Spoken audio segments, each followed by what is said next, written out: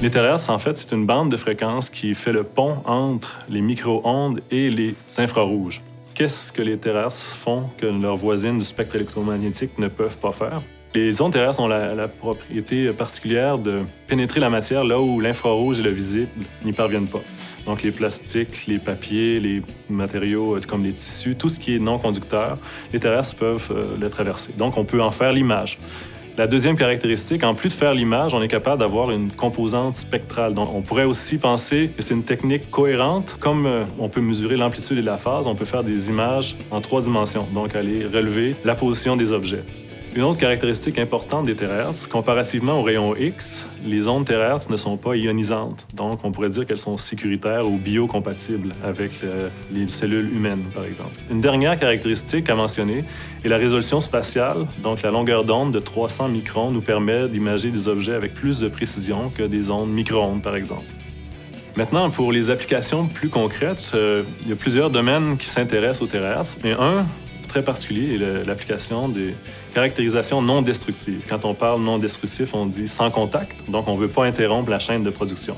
En Allemagne, on a démontré que dans une chaîne de production alimentaire, le chocolat, on est capable de déterminer s'il y a des contaminants qui se sont glissés lors de la production. Sans arrêter le processus, on pourrait éliminer les aliments qui ont été contaminés. Une application qui pourrait avoir encore plus d'impact est la microélectronique, donc la fabrication de nos appareils électroniques, plus précisément les chips. À l'heure actuelle, pour savoir si un élément est brisé, on doit le tester manuellement, donc voir la conductivité entre les pins de notre chip.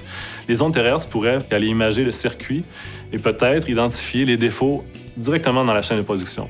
Un autre exemple concerne le domaine médical, où on a découvert que le rayonnement terahertz est capable de discerner les cellules cancéreuses des cellules saines, tout simplement par son apport en eau. Une cellule cancéreuse a moins d'eau qu'une cellule saine, donc les ondes terahertz pourraient nous permettre de faire un diagnostic précoce, par exemple du cancer de la peau.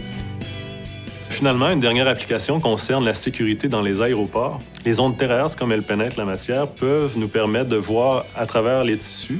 Contrairement au détecteur de métal, un objet licite pourrait être en céramique et serait détecté facilement par le scanner terahertz.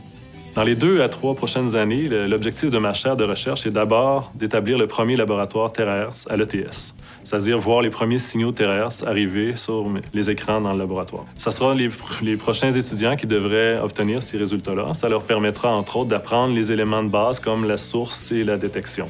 Ensuite, on va pouvoir transférer les techniques qu'on a développées vers des applications, par exemple avec nos partenaires de l'INO à Québec, qui, eux, favorisent le passage entre les idées développées à l'université vers le milieu industriel.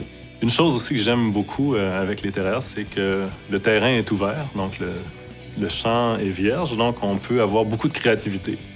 Dans un milieu de travail, ce que j'ai appris aussi avec mes expériences, c'est que la créativité est ce qui m'allume le plus. Donc, les terahertz me permettent d'explorer plein de choses qui n'ont pas encore été faites.